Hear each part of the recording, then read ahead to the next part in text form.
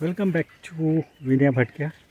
आपण आलेले आपल्या मित्राच्या एका फार्म हाऊसवर आणि आजूबाजूला जी दिसते ती उल्हास नदी आहे। मागच्या साईडला बघाल तर उल्हास नदी आहे। हे जे दिसते हे त्याचं फार्म हाऊस आहे। चिकूची झाडं पण आहे, थोडी नारळाची झाडं आहेत, बरंचसं असं वाढलेली झाडं पण आहेत। आता कापण्याकरता माणसं मिळत नाही सध्या। माणसांना किती पण रेट दिलं आहे तरी सध्या माणसं मिळणं जरा थोडं कठीणच होऊन बसलेलं आहे। तर आपण आता नंतर बघूया की पहिली जी मिसळ केलेली आहे ती मिसळ कशी केली। ती सगळी झटपट मिसळ आहे, शेतामध्ये केलेली मिसळ आहे। त्यामुळे घरच्यासारखी तर मिसळ केलेली करताना आपल्याला तेवढं फॅसिलिटीज मिळत नाहीत। झटपट मिसळ जे काय अवेलेबल असतं त्याच्यामध्ये मिसळ केलेली आहे। आणि व्हेज बिर्याणीसुद्धा जी काय हॉटेलमध्ये होते तशी नाही, ही शेतामध्ये केलेली बिर्याणी आहे। त्यामुळे जे काय आपल्याकडे साहित्य असेल मिनिमम साहित्यामध्ये केलेली ही बिर्याणी आहे। तर बघू आपण टेस्ट करून बिर्याणी आणि मिसळ कशी झालेली आहे। सगळ्यांना आवडेल अशी आशा करतो मित्रांना। आणि आता आपण बघूया आपल्या व्हिडिओमध्ये आपण कसं ही रेसिपी बनवलेली आहे। झटपट रेसिपी शेतामध्ये विनया भटक्याची मिसळ आणि व्हेज बिर्याणी। सकाळी ठाण्यावरनं आम्ही 6:30 वाजता निघालो आणि हा बघा सूर्योदय पण मस्त मिळाला बघायला। असं करत साधारण 1-1.5 तासांनी आम्ही मित्राच्या फार्म हाऊसला पोचलो। गाडी फार्म हाऊसच्या बाहेरच उभी करायला लागते कारण आतपर्यंत जात नाही। तिथे उभी केली आणि बाजूला उजव्या साईडला आहे ती उल्हास नदी। शेतातून आतमध्ये गेलो त्याच्या फार्म हाऊसपर्यंत। ह्या फार्म हाऊसमध्ये अतिशय सुंदर असं फार्म हाऊस आहे। आता बरीचशी झाडं झालेली आहेत। ही दिसते उजव्या समोर ती उल्हास नदी, सर्व हिरवळ त्याच्यावर आता आलेली आहे। मागे दिसत आहेत ती नारळाची झाडं, चिकूची झाडं पण आहेत। असं करत आम्ही पोचलो ते त्याच्या फार्म हाऊसवर। हा जो कंटेनर आहे त्याचा फार्म हाऊस एक कंटेनरमधनं बनवलेला आहे आणि ह्या कंटेनर फार्म हाऊसवरचा एक व्हिडिओसुद्धा मी टाकलेला आहे, त्याची लिंक शेवटी तुम्हाला देईलच। हे बघा, हे छोटंसं असं घर आहे। गेल्यानंतर थोडीशी साफसफाई करायला लागते, त्याप्रमाणे तर माझ्या मित्रांनी साफसफाई केली, मग कपडे बदलले आणि मग यावेळी ठरलं की जे काय करायचं आहे ते बाहेरपासून करू, कारण हवा पण अतिशय सुंदर होती, थंडगार होती। बाजूलाच उल्हास नदी असल्यामुळे एकदम थंडगार अशी हवा पडली होती। जे काय लागतं ते बाहेर आणलं, मग सुरू केली चमचमीत मिसळ बनवायला। 2 ते 3 चमचे तेल घेतलं। आता आपण रेसिपी बघू झटपट शेतामध्ये कशी मिसळ करता येईल। आणि एक बारीक चिरलेला कांदा घेतला, 1-2 कांदे घेतले आणि मग ते थोडीशी असे फोडणीला टाकले। त्याच्या अगोदर थोडासा खडा मसालासुद्धा त्याच्यामध्ये अगदी थोडाच टाकला, कारण तिखट जास्त काय स्पायसी चालत नाहीत। नंतर मग आलं लसणाची पेस्ट केली होती ती टाकली आणि मग जी काय मटकी आणली होती ती मोड आणलेली मटकी घेऊन आलो होतो आम्ही घरनं। ती मटकी त्याच्यात टाकली, मीठ टाकलं आणि मग 3-3.5 कप पाणी टाकलं। जेवढा रस्सा आपल्याला पाहिजे कटचा तेवढा रस्सा टाकून ती मटकी शिजवायला ठेवली। 10-1 मिनिटांनी मस्त मटकी शिजली। हे बघा, हे पाणीसुद्धा बाहेर आम्ही आणलं होतं ते सुद्धा बाहेर ठेवलं आणि मग नंतर मिसळकरता जो लागणारा मसाला आहे त्याची तयारी सुरुवात केली। हा बाजूला दिसते ही मटकी करून तयार ठेवलेली आहे। परत 2-3 चमचे तेल घेतलं, थोडंसं जिरा, मोहरी, हिंग, कढीपत्ता, थोडासा खडा मसाला आणि 2 बारीक चिरलेले कांदे घेऊन ते जरा कांदा सोनेरी होईपर्यंत असा मस्तपैकी परतून घेतला। छान असे जागा आहे बाहेर बसून करण्याकरता। मग तिखट, हळद टॉमॅटो आणि कांदा लसूण मसाला असा टाकून मसाला तयार केला. थोडासा त्याच्यात पाणी टाकलं आणि मग त्याला तेल सुटेपर्यंत तो मसाला झकास करून घेतला. मसाला तयार झाल्यानंतर जी आपण शिजवलेली मटकी होती ती त्याच पाण्यासकट त्या जो मसाला तयार केला होता त्याच्यामध्ये टाकली आणि बघा एक 5-10 मिनटानंतर काय सुंदर असा कट मिसळीचा तयार झालेला आहे. जास्त तिखट नव्हती पण चमचमीत होती, कारण जास्त तिखट केली तर खाता येत नाही. असं करत आमची झाली ती शेतामधली झटपट मिसळ. आणि मग तिघंजणं होतो, तिघांकरता छानपैकी या डिशमध्ये सर्व केली. येताना पाव घेऊन आलोच होतो. मिसळ, त्याचा रस्सा, नंतर रस्सा तर होताच, त्याच्यानंतर बारीक चिरलेला कांदा, टॉमॅटो, कोथिंबीर असं सर्व टाकलं आणि मस्तपैकी चमचमीत अशी आणि थोडीफार तिखट अशी मिसळ तयार झाली. मग बाहेरच बसलो कंटेनर हाऊसच्या बाहेर. हवा पण मस्त थंड होती आणि पुढे बघा तुम्ही किती झाडी झुडपं झालेली आहे. जंगलच होतं, अजिबात कुठचाही आवाज नव्हता शहराचा.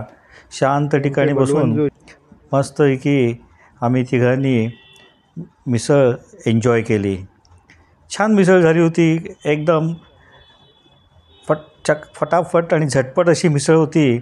आणि कढईमध्ये बिलकुल मिसळ राहिली नाही आहे, त्यावरनं समजून येतं की आपली मिसळ किती छान झाली होती. तिथे बसून खाण्याकरतासुद्धा एकदम झकास होतं ॲटमॉस्फिअर. मागे तुम्ही झाडं झुडपं बघतायत किती आहेत ती. नंतर झाल्यानंतर आमच्या मित्रांनी केला तो कटिंग चहा. जाताना दूध घेऊनच गेलो होतो आणि मग तो तिघांनी कटिंग चहा केला, दुधाचा चहा प्यायला. झकासपैकी चहा झाला होता, गरमागरम चहा. साखर कमीच होती पण कडक चहा होता. हे झालं मिसळ आणि चहा झाल्यानंतर मग आम्ही फार्म हाऊसमध्ये थोडं फेरफटका मारला. हे दिसते हे चिकूचं झाड आहे. बरेचसे चिकू पण त्याला लागलेले होते, ते चिकू पण बघितले. आणि सतत इथे कोण येत नसल्यामुळे गावचीच मंडळी काय काय शिरतात आणि घेतात. दिसते हे नारळाचं झाड आहे, नारळाच्या झाडाला पण नारळ लागली आहेत. मागे दिसत आहेत ते आंब्याची झाडं होती, त्याला पण आता आंबे पण भरपूर येतात.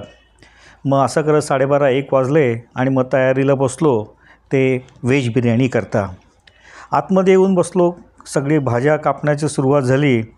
कांदा बघा इथे काय काय घेतले, फरसबी घेतले, कांदा घेतले, गाजर आहे, नंतर फ्लॉवर आहे.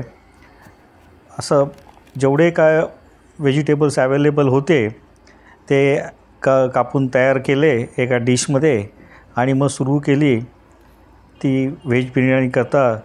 हे तांदूळ बासमती घेतले, 2-3 वेळा त्याला धुतले आणि जरा पाण्यात ठेवून दिले. नेहमीप्रमाणे आपला त्याच्या बिर्याणी करता लागतो तो कांदा, त्याला बिरिस्ता म्हणतात.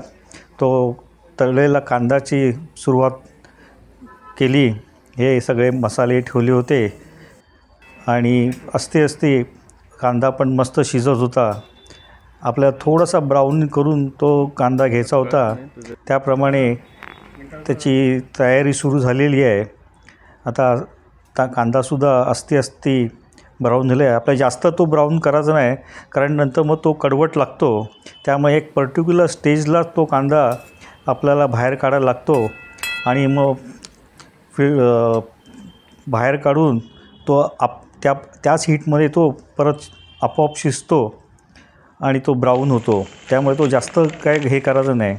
नंतर मग आपलं नेहमीप्रमाणे कांदा टाकून त्याच्यात आलं लसणाची पेस्ट टाकली, थोडासा खडा मसाला थोडासा टाकला, जिरा, मोहरी, हिंग, हळद, तिखट, थोडासा बिर्याणी मसाला. असं करत आपली व्हेजिटेबल जे असतात ते बिर्याणी करता लागणारे व्हेजिटेबल्ससुद्धा एक साधारण 60-70% पर्यंत असे थोडेसे शिजून परतून तयार करून घेतले. बघा काय छान दिसतो आहे, कलर पण मस्त आला होता, तमालपत्र पण टाक होतं. आणि असं करत आपली व्हेजिटेबल्स तयार झाली. त्याच्यावर तो तळलेला कांदा होता तोसुद्धा टाकून नंतर एकदम झकास असा आपली व्हेज बिर्याणी करता व्हेज तयार झालं. मग ठेवलं ते तांदूळ तर भात करण्याकरता त्या तांदळातलं पाणी काढून घेतलं. तांदळातलं काढून घेतल्यामुळे काय होतं, माझा एक्सपिरियन्स आहे की भात सुट्टा चांगला झकास होतो. कढीपत्ता पण तिथे ठेवलेला आहे. मग गरम पाणी ठेवलं होतं, त्याच्यामध्ये थोडेसे खडे मसाले टाकले, तमालपत्र टाकलं आणि मग आपल्याला कढीपत्ता, कोथिंबीर, पुदिना असं सगळं त्याच्या पाण्यामध्ये टाकलं आणि ते बॉईल करायला ठेवलं. त्याच्यात 1 चमचा तेल पण टाकलं, त्याच्यामुळे भातसुद्धा सुट्टा होतो असा माझा एक्सपिरियन्स आहे. आणि हे आपलं शेतामधली व्हेज बिर्याणी आहे, त्यामुळे जे काय कमी कष्टामध्ये करता येईल तेवढंच चालू होतं. मग तो भात होता आपण ते पाण्यामध्ये ठेवलेला, ते पाणी काढून निथळून मग त्याच्यात तांदूळ टाकले. आता 8 ते 10 मिनटं साधारण आपल्याला हे तांदूळ शिजवायचे आहेत. म्हणजे तो साधारण 70 ते 80% तांदूळ शिजवायचे आहेत. आता इथे काय टायमिंग एक्झॅक्ट नाही, थोडासा अंदाजाने आपला एक्सपिरियन्स जो असतो त्याप्रमाणे ते तांदूळ शिजवून घेतले. साधारण 70 ते 80% होईल. कारण इथे दम देण्याकरतासुद्धा असं काय फार आपल्याला फॅसिलिटी नव्हती जशी घरी असते तशी. त्यामुळे 70-80% तांदूळ जर शिजला का ते फर्स्ट क्लास तो तयार होतो.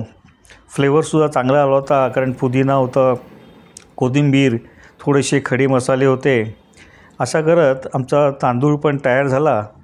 आणि मग नंतर बिर्याणी करता जे लागतात ते लेअरिंग चालू केलं. आता याच्यात तांदळामधलं पाणी काढलं नाही, पण ते कालथ्यावरनं जे पाणी होतं ते निथळून गेलं. कारण काय होतं, एक पाणी जर तांदळातनं काढलं तर बिर्याणी ड्राय होते.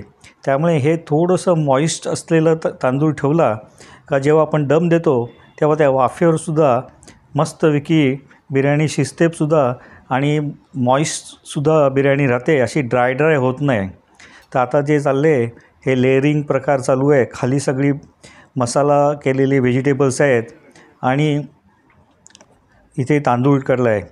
तांदूळ टाकायच्या आधी जो काय आपण खडा मसाला काढला होता तोसुद्धा पहिला बाहेर काढून घेतला. कारण त्या खड्या मसाल्याचा तो बाजूला दिसतोय तो मसाला आणि हे काढून घेतला. कारण त्याचं काम झालं होतं, त्याचा फ्लेवर ऑलरेडी त्या पाण्यामध्ये उतरला होता. आणि जेव्हा तुम्ही बिर्याणीमध्ये तो मसाला टाकायचा प्रयत्न करता, खडे मसाला, तमालपत्र, ते काय वेळेला दाताखाली येतं आणि ते बरोबर लागत नाही. मग काय केलं, त्याच्यावर थोडासा बिर्याणी मसाला थोडा टाकला आणि वरनं त्याच्यावर थोडंसं असे 2-3 चमचे तूप सोडलं. बघा, हे तूप टाकतो आहे, त्याच्यामुळे सुद्धा छान बिर्याणीला असा फ्लेवर येतो. जे काय घरात ॲवेलेबल होतं छोट्याशा घरात, तिथूनचा तवा शोधला, त्याच्यावर वरती ती कढई ठेवली आणि एक मस्त झाकण ठेवलं. आता वजन ठेवायला तर काय दगड होता, पण ते काय ठेवलं नाही मी. असंच त्याच्याबरोबर 15 मिनटं असे दम दिलं. 15 मिनटानंतर 10-12 मिनटं थोडीशी वाफ सेटल होऊन गेली आणि मग ही झाकण तिथूनचं काढलं. बघा, हे कसं शेतामधली बिर्याणी आहे. आता कलर तर झकास आला होता, वाससुद्धा मस्त सुटला होता. आणि ही बघा, ही झाली ही शेतामधली चमचमीत अशी ही बिर्याणी दिसते. आता सर्विंग करतासुद्धा असा साईडनी सर्विंग करावा लागतो. जसं आपण मटण बिर्याणीलासुद्धा साईडनी काढतो, म्हणजे कसं सगळं व्हेजिटेबल्ससुद्धा बरोबर मिक्स होतात आणि तांदूळसुद्धा बरोबर ते एक तांदूळ आणि मसालासुद्धा, भातसुद्धा व्यवस्थित मिक्स होतो. आणि मग झाली सुरुवात, ती प्रत्येकाला थोडी बिर्याणी आपल्या नेहमीच्या डिशमध्ये काढून देण्याची सुरुवात झाली. बघा, काय छान बिर्याणी दिसते. तो वरती तळलेला कांदासुद्धा टाकला असल्यामुळे त्याची चव अजूनच झकास येते. थोडेसे खडा मसाला, पुदिना, कोथिंबीरनी फ्लेवरसुद्धा बिर्याणीला छान आला होता. थोडासा मसालासुद्धा टाकला होता. बघा, ही दिसते ही बिर्याणी आणि कढईमधली बिर्याणी कंप्लीट संपली. आणि बसलो आम्ही ते बिर्याणीचं जेवण करण्याकरता शेतामध्ये. बघा काय सुंदर झाले. सगळ्यांनी आवडीने ही बिर्याणी खाल्ली. ज्या अर्थी तुमची कढई संपली तेव्हाच ती जर कशी संपली तर कशी वाटली तुम्हाला ही चमचमीत बिर्याणी आणि चमचमीत मिसळ. सो थँक्स फॉर वॉचिंग शेतामधली माझी ही झटपट बिर्याणी. आवडल्यास लाईक करा, शेअर करा, माझ्या चॅनलला सबस्क्राईब करायलासुद्धा विसरू नका. आता पुढचा व्हिडिओ घेऊन येईपर्यंत bye bye and take care.